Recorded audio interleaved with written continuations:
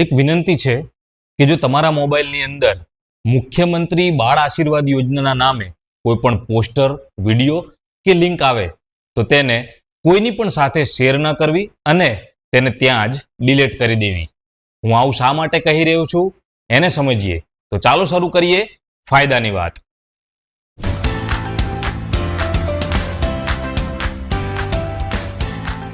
નમસ્કાર મિત્રો, છેલ્લા ઘણા સમયથી સોશિયલ મીડિયાની અંદર મુખ્યમંત્રી બાળ આશીર્વાદ યોજનાના નામે એક પોસ્ટ વાયરલ થઈ રહી છે, જેમાં એવો દાવો કરવામાં આવી રહ્યો છે કે અનાથ અથવા તો એકલ માતા પિતાવાળા બાળકને સરકારશ્રીની મુખ્યમંત્રી બાળ આશીર્વાદ યોજના હેઠળ 4,000ની સહાય મળવા પાત્ર થાય છે.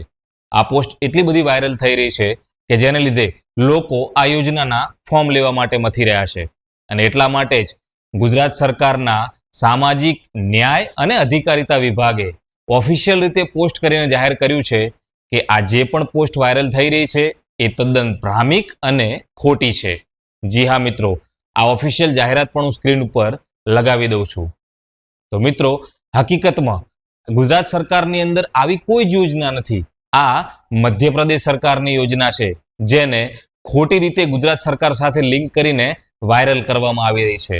વાસ્તવમાં ગુજરાત સરકારની અંદર અનાથ બાળકો માટે કુલ 2 યોજનાઓ કાર્યરત છે, જેમાં એક છે પાલક માતા પિતા યોજના, જેની અંદર અનાથ બાળકનું પાલન પોષણ કરનાર પાલક માતા પિતાને મહિને 3,000ની સહાય આપવામાં આવે છે. અને બીજી મુખ્યમંત્રી બાળ સેવા યોજના, જેમાં કોરોના કાળની અંદર આ મહામારીમાં ગંભીર બીમારીના કારણે જેના માતા પિતા ઓફ થઈ ગયા છે અથવા માતા તો પિતા બંનેમાંથી કોઈ એક ઓફ થઈ ગયા છે તેવા બાળકોને માસિક 4,000ની સહાય સરકાર કરે છે. તો મિત્રો, આ ખોટી માહિતી ફેલાતી બંધ થાય તે માટે આ વિડીયોને ઓછામાં ઓછા 10 ગ્રુપમાં શેર કરવાનું ચૂકશો નહીં. અને આવી જ વિશ્વસનીય માહિતી માટે તમે આપણી આઈડીને ફોલો કરી લેજો અને આપણી યુટ્યુબ ચેનલને સબસ્ક્રાઇબ કરી લેજો. અને હા, શું તમારા મોબાઈલની અંદર આ વિડીયોની પોસ્ટ કે કંઈ પણ આવેલું છે ખરું?